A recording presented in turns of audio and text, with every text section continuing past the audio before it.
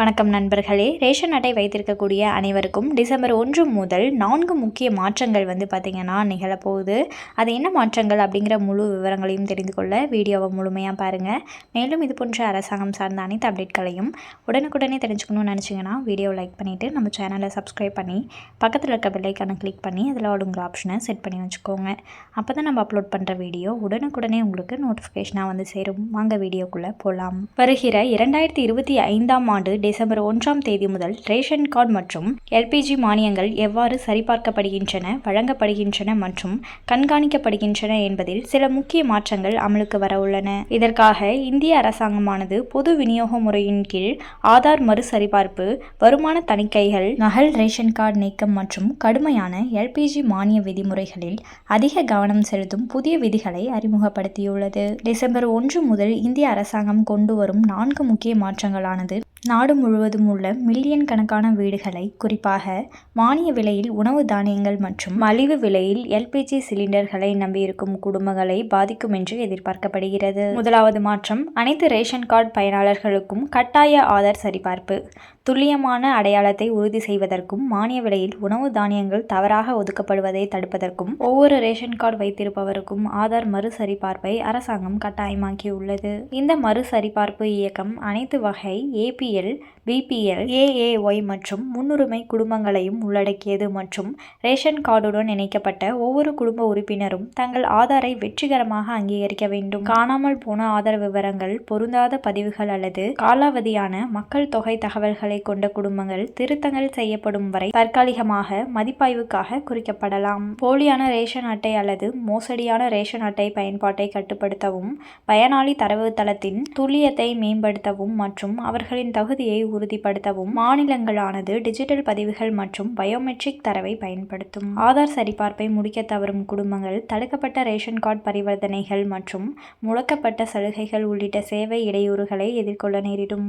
பல குடும்பங்களுக்கு இது மானிய விலையில் கோதுமை, அரிசி, பருப்பு வகைகள் மற்றும் மண்ணெண்ணெய்க்கான மாதாந்திர அணுகலை பாதிக்கலாம். பயனாளிகள் தங்கள் நிலையை சரிபார்க்க அருகிலுள்ள ரேஷன் கடை, ஆதார் மையம் அல்லது ஆன்லைன் பிடிஎஸ் போர்ட்டலை பார்வையிட கேட்டுக்கொள்ளப்படுகின்றார்கள்.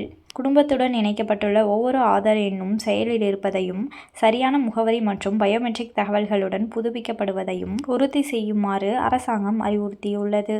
டிசம்பர் 1ஆம் தேதி காலக்கெடுவிற்கு முன்னதாக இந்த படிகளை முடிப்பது அத்தியாவசிய உணவுப் பொருட்களை அணுகுவதில் தாமதத்தை தவிர்க்க உதவும். இரண்டாவது மாற்றம், புதிய எல்பிஜி மானிய விதிகள் மற்றும் வங்கி சரிபார்ப்பு சோதனைகள். டிசம்பர் 1 முதல் எல்பிஜி மானியங்களானது ஆதாருடன் இணைக்கப்பட்ட மற்றும் முழுமையாக சரிபார்க்கப்பட்ட வங்கி கணக்குகளுக்கு மட்டுமே மாற்றப்படும். இந்த விதி உஜ்வாலா பயனாளிகளுக்கும் வழக்கமான வீட்டு நுகர்வோருக்கும் பொருந்தும். செயலற்ற வங்கி கணக்குகள், பொருந்தாத பெயர்கள் அல்லது முழுமையற்ற கேஒய்சி உள்ள குடும்பங்களின் விவரங்கள் சரி செய்யப்படும் வரை மானிய தொகையை பெறுவதில் தாமதங்களை சந்திக்க நேரிடும். மானியங்கள் உண்மையான நுகர்வோர்களை அடைவதையும் அல்லது தாமதங்கள் இல்லாமல் சென்றடைவதையும் உறுதி செய்யும் நோக்கத்தின் கீழ் இந்த மாற்றம் கொண்டுவரப்பட்டுள்ளது. மூன்றாவது மாற்றம், மாநில அளவிலான நகல் மற்றும் தகுதியற்ற ரேஷன் கார்டுகளை நீக்குதல். மாவட்டங்கள் முழுவதும் நகல் அல்லது தகுதியற்ற ரேஷன் கார்டுகளை கண்டறிந்து அவைகளை அகற்றுவதற்காக 2025ஆம் ஆண்டு டிசம்பர் 1ஆம் தேதி முதல் மாநிலங்களானது தானியங்கி தணிக்கையை தொடங்கும். இந்த சோதனைகள் ஆதார் அங்கீகாரம், முகவரி தரவு மற்றும் வீட்டு விவரங்களை பயன்படுத்தி குடும்பங்கள் ஒன்றுக்கும் மேற்பட்ட ரேஷன் கார்டுகளை வைத்திருப்பது அல்லது பல இடங்களில் சலுகைகளை பெறுவது போன்ற வழக்குகளை கண்டறியும். ஒரே ஆதார் எண், ஒரே முகவரி அல்லது ஒன்றுடன் ஒன்று குடும்ப அமைப்புகளின் கீழ் பதிவு செய்யப்பட்ட நகல் அட்டைகள் ரத்து செய்யப்படும். மேலும் ஒரு செல்லுபடியாகும் அட்டை மட்டுமே செயலில் இருக்க அனுமதிக்கப்படும். மானிய விலையில் தானியங்கள் நியாயமான முறையில் விநியோகிக்கப்படுவதை உறுதி செய்வதும், பல அட்டைகளை வைத்திருக்கும் குடும்பங்களால் ரேஷன் கார்டு செயல்முறை தவறாக பயன்படுவதை தடுப்பதும் தான் இந்த புதிய விதியின் முக்கிய நோக்கமாகும். நான்காவதாக, வருமானம், முகவரி மற்றும் குடும்ப அளவு சரிபார்ப்பு விதிகள்.